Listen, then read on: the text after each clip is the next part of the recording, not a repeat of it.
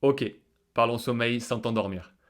Aujourd'hui, j'ai dormi 8 heures et pourtant je suis vraiment fatigué. Je ne sais pas si ça te le fait à toi aussi, mais il faut vraiment qu'on sache à quoi c'est dû. Cette fatigue que tu ressens au réveil peut impacter ton quotidien, mais aussi ta pratique sportive. C'est pour ça qu'il est nécessaire absolument d'identifier les raisons pour lesquelles tu es fatigué quand tu te réveilles le matin, malgré ces heures de sommeil que tu viens de faire. Si je te disais qu'avancer légèrement ton réveil te permettrait de te réveiller dans de meilleures conditions, est-ce que tu me croirais?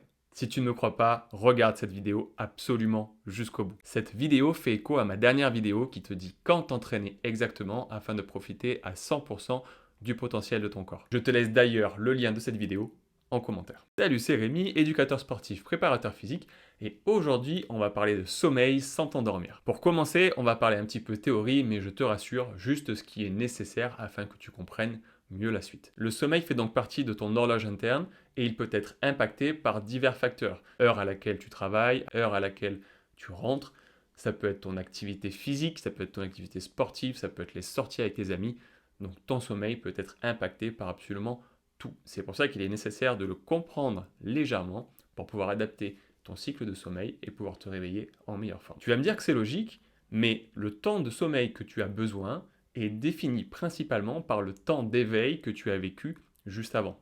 Effectivement, c'est tout à fait normal. D'ailleurs, je te donnerai en fin de vidéo un conseil pour pouvoir gérer ta dette de sommeil au mieux, et ça en très peu de temps avec juste un tout petit peu d'entraînement. Plus tes besoins physiologiques sont au bon niveau, faim, soif, fatigue, et moins tu as besoin de temps pour récupérer. Et au contraire, plus ces niveaux sont déséquilibrés et plus tu auras besoin de sommeil pour récupérer. Pour commencer, voici déjà le cycle de sommeil. Tu as sûrement dû le voir au travers de tes applis sans pour autant comprendre ce qu'il indiquait. On va donc voir sur ce petit schéma le fonctionnement des cycles du sommeil et comment ça peut t'aider à te réveiller en meilleure forme une fois que tu l'auras compris. On va trouver principalement deux formes de sommeil, le sommeil lent qui peut être soit léger, soit profond, et le sommeil paradoxal. Comme tu peux le voir, il existe plusieurs paliers. Le premier, forcément, c'est le niveau de veille. Tu es presque en train de t'endormir, ta température au niveau du cerveau est en train de descendre, et c'est le signal qu'attendait ton corps pour s'endormir. Puis vient en phase 1 et 2 le sommeil lent léger. Plus tu es proche de l'endormissement ou du réveil, et plus cette phase est légère. Tu as donc encore la possibilité de te réveiller. Les phases 3 à 4 sont donc des phases de sommeil lent profond, et c'est dans ces phases-là que ton corps récupère physiquement, psychiquement, musculairement. C'est également à ce moment que tout est mis au repos, plus rien ne bouge, et c'est également à ce moment que le processus de synthèse protéique se met en place. Très très important dans le cas d'une pratique sportive, mais aussi dans un objectif de perte de poids. C'est dans ce stade que le réveil se fait le plus difficile. Si tu as besoin ou si tu es obligé de te réveiller à ce moment-là, c'est là où tu mettras le plus de temps pour immerger. Tu auras donc une certaine inertie, un petit peu comme le matin quand tu te réveilles, même après 8 heures ou 10 heures de sommeil. On estime qu'un cycle dure entre 70 minutes et 120 minutes suivant les individus. Personnellement, je suis à 115 minutes, soit à peu près 1h55 par cycle.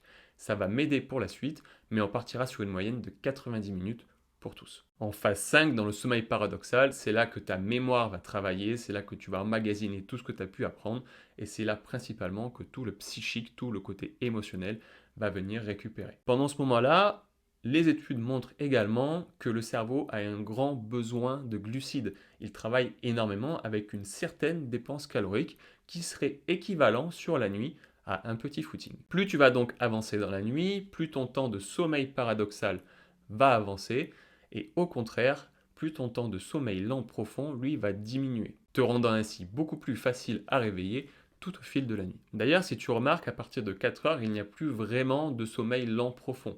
Si tu te rappelles, dans ma vidéo précédente, je parlais d'un moment aux alentours de 4 à 5 heures où on avait un boost d'hormones, un pic de glycémie qui nous permettait gentiment de nous réveiller. C'est donc à partir de ce moment-là que le corps met tout en place pour nous permettre d'émerger aux alentours de 6 à 7 heures. On a donc 5 cycles d'une durée approximative de 90 minutes avec une alternance de plusieurs phases. Des phases de sommeil lent, léger, lent, profond, ainsi que de sommeil paradoxal. On parle beaucoup d'individualité et le fait que chacun a son propre rythme de sommeil, mais il faut savoir qu'il existe quand même trois grandes catégories de dormeurs. Tu vas retrouver les petits dormeurs, ceux qui ont besoin de moins de 6h30 de sommeil, ce qui représente à peu près 5% de la population. On a les gros dormeurs qui, eux, sont à plus de 9 heures de sommeil, donc qui ont vraiment besoin.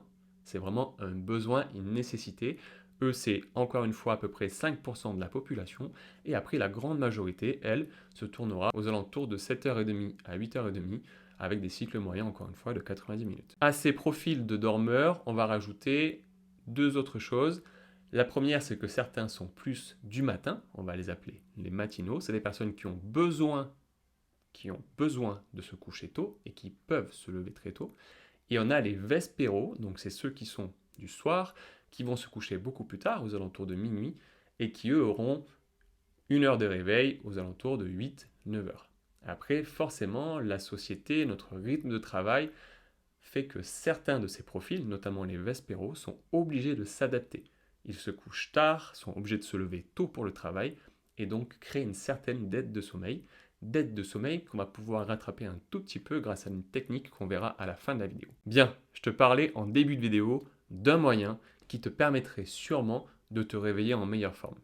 Et là, on va parler de choses qui fâchent, on va parler de réveil. Il faut que tu avances ton réveil pour être en forme. Plus précisément, il va falloir que tu places ton réveil sur la phase paradoxale. Et c'est là où ça sera le plus facile pour toi de te réveiller et là où tu auras le moins d'inertie dans ton réveil. Tu te réveilleras donc forcément en bonne forme, même si tu as moins d'heures de sommeil que ce qui aurait été prévu. Parce que justement, tu t'es réveillé au bon moment. L'explication est donc là, peut-être que tu as besoin de te réveiller à 6 heures, sauf qu'à 6 heures, tu dois être en pleine phase de sommeil lent, profond. Et c'est à ce moment-là, encore une fois, où c'est le plus compliqué de se réveiller. C'est pour ça que tu as cette impression d'être fatigué et de ne pas être dans ton assiette. C'est compliqué, mais avancer un tout petit peu son réveil d'une dizaine, quinzaine de minutes te permettrait peut-être de te réveiller sur une phase paradoxale.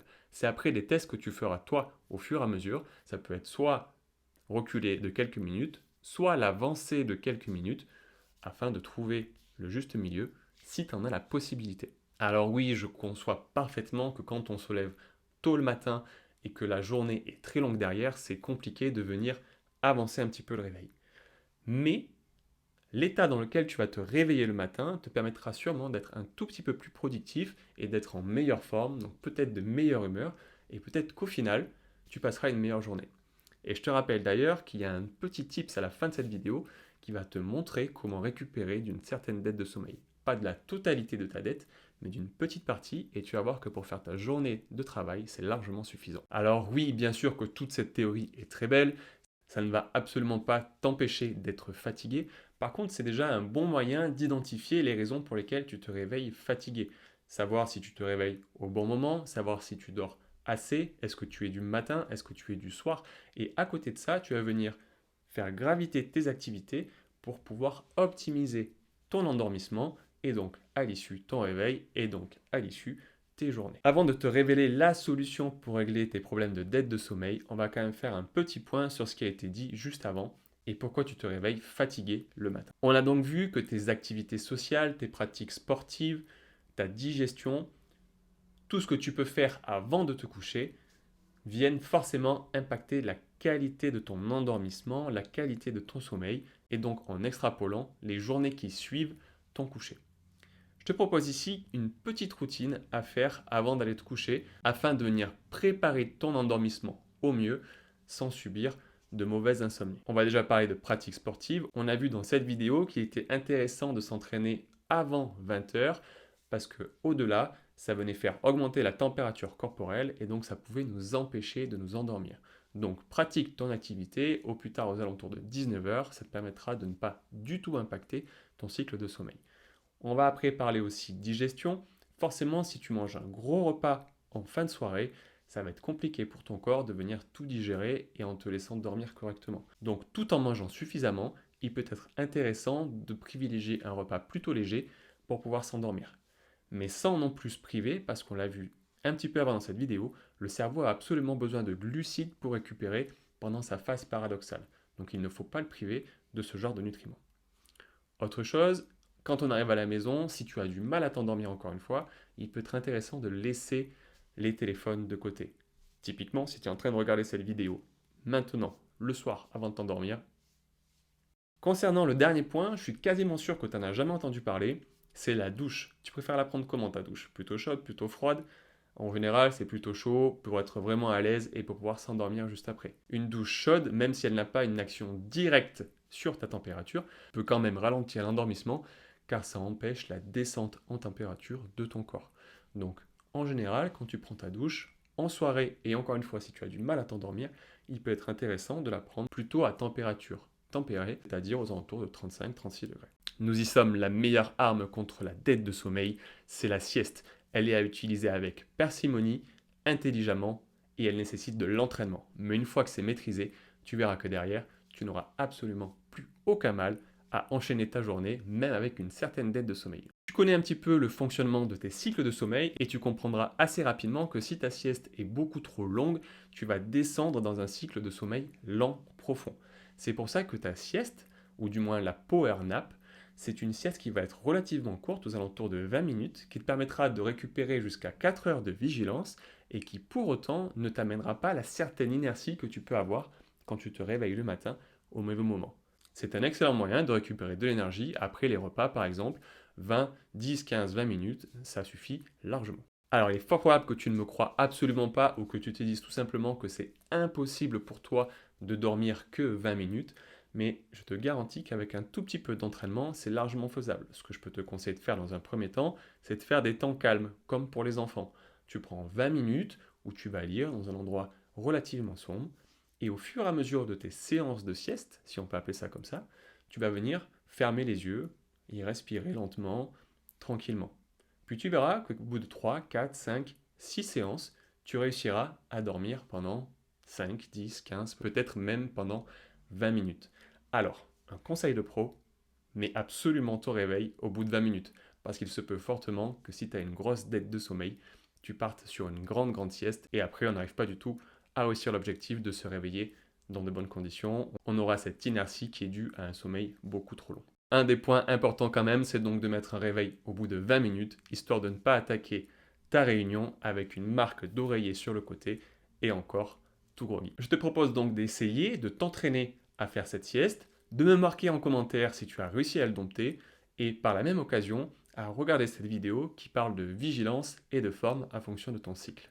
C'était un plaisir de discuter avec toi.